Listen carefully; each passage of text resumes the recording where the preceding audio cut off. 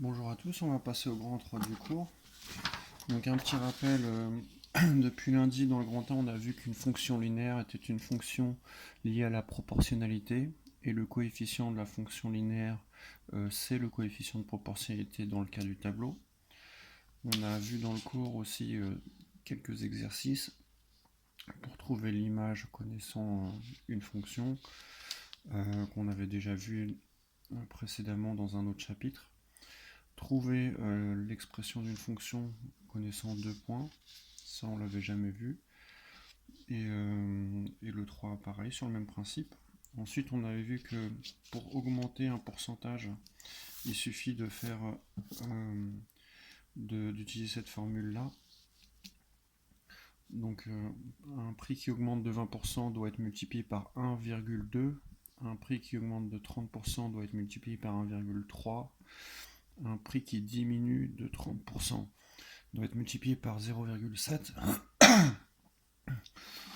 parce que de 0,70 à 100 à 1, quoi, il manque 30, 0,30, qui correspond à 30%. Pour diminuer un prix de 20%, on multiplie par 0,8, et ainsi de suite.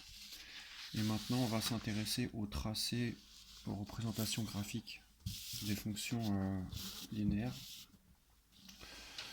Une première remarque, vu qu'on vient de dire que c'était lié à la proportionnalité dans le cours de 5e au 4e, vous avez vu donc que toutes les situations de proportionnalité se traçaient avec des points alignés avec l'origine. Donc ça va être pareil pour les fonctions linéaires. Donc dans la première phrase, la représentation graphique d'une fonction linéaire f de x, tiens, hop, il ne faut pas mettre de x ici, on raille, c'est f de point x donne à x, est une droite passant par l'origine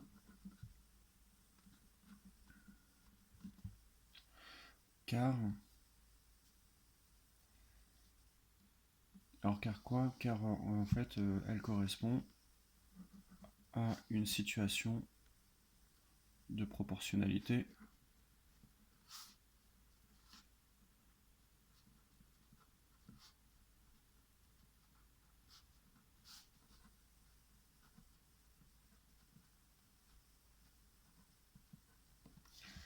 Alors quand on dit elle correspond à une situation de proportionnalité, de quoi on parle? La fonction relie deux nombres, un antécédent et une image, pardon. Si ces deux nombres-là, on les met dans un tableau, comme ça, vous avez l'antécédent et l'image. Si vous complétez votre tableau, vous obtenez un tableau de proportionnalité. Donc c'est une situation de proportionnalité. Après, il y a une deuxième façon de noter les fonctions, c'est par l'équation de la droite. Donc l'équation de la droite qui correspond à la représentation graphique, c'est y est égal à simplement ax. Donc y, on l'avait déjà vu, y en ordonnée correspond toujours à f de x, c'est-à-dire l'image de x.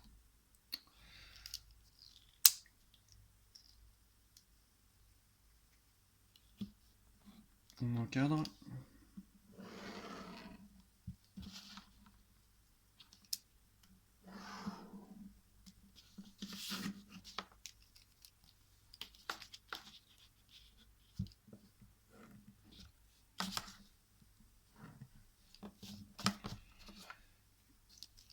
Et donc juste en dessous, il y a un petit exemple. La représentation graphique de la fonction f est la droite d'équation y égale 4x. Donc si à l'inverse, on vous donne l'équation de la droite, donc après, vous pouvez transformer l'écriture en f de x est égal à 4x sans problème. Ça marche dans les deux sens. Maintenant, lorsque vous devez tracer une droite qui correspond à une fonction linéaire, vous avez, ça c'est l'exemple, hein, donc f de x égale à 4x. 4, on rappelle que c'est le coefficient de linéarité.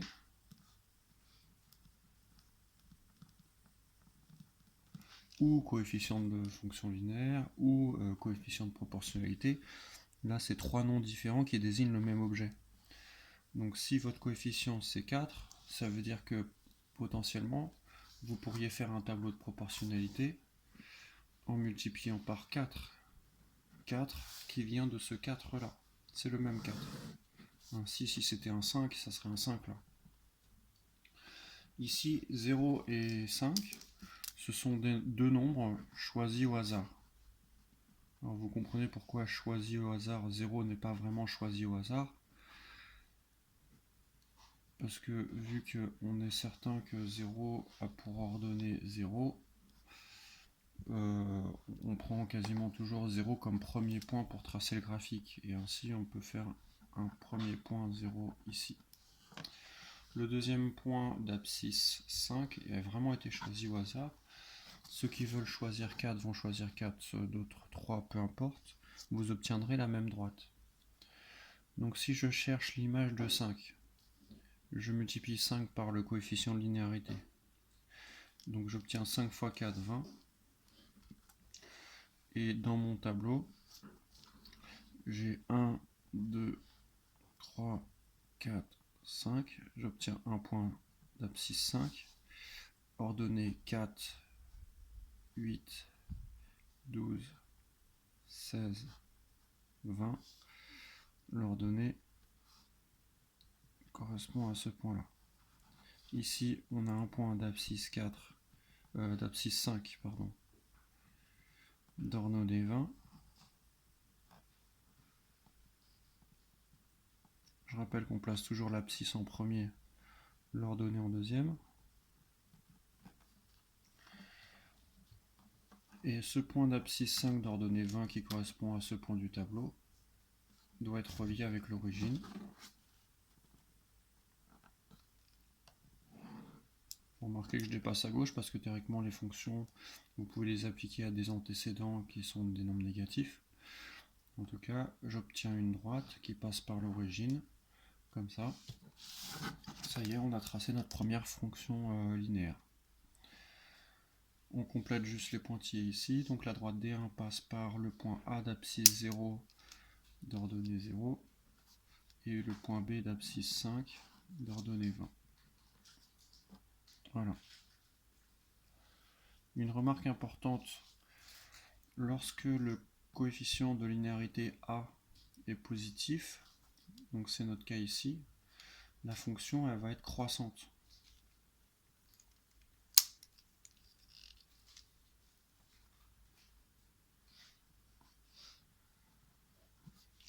Et dans notre exemple, notre coefficient de linéarité c'est 4, et donc f est une fonction croissante. Donc ici un petit rappel, A s'appelle le coefficient de linéarité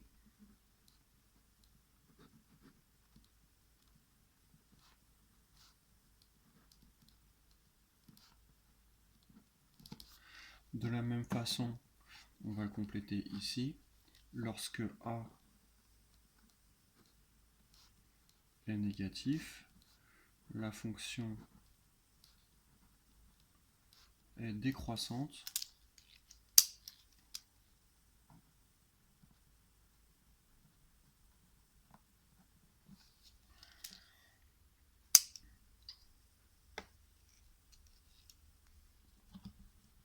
on encadre.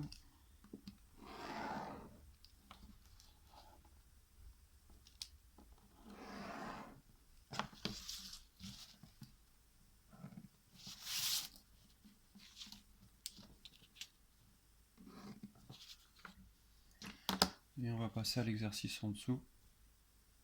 Juste une remarque du coup. Avec mon stylo simplement qui va désigner la pente de la droite, suivez bien ce que je dis. Sur un graphique, je prends celui-ci comme exemple.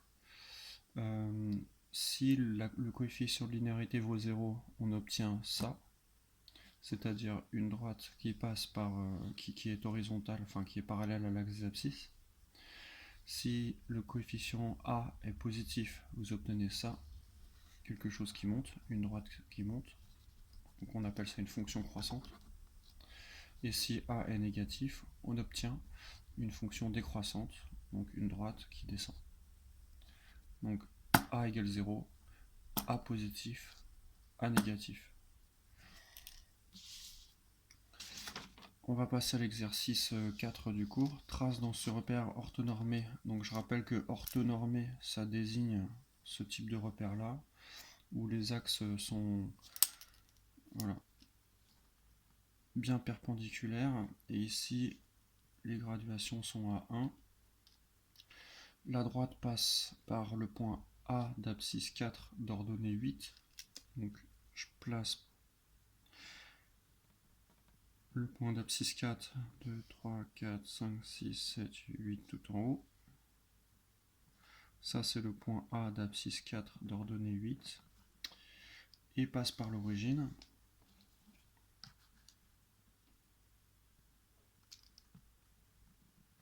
Donc en fait on a affaire à cette droite là.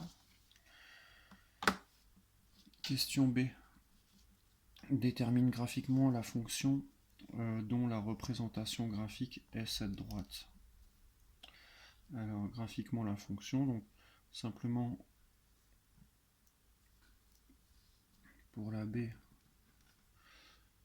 je vais faire un petit tableau.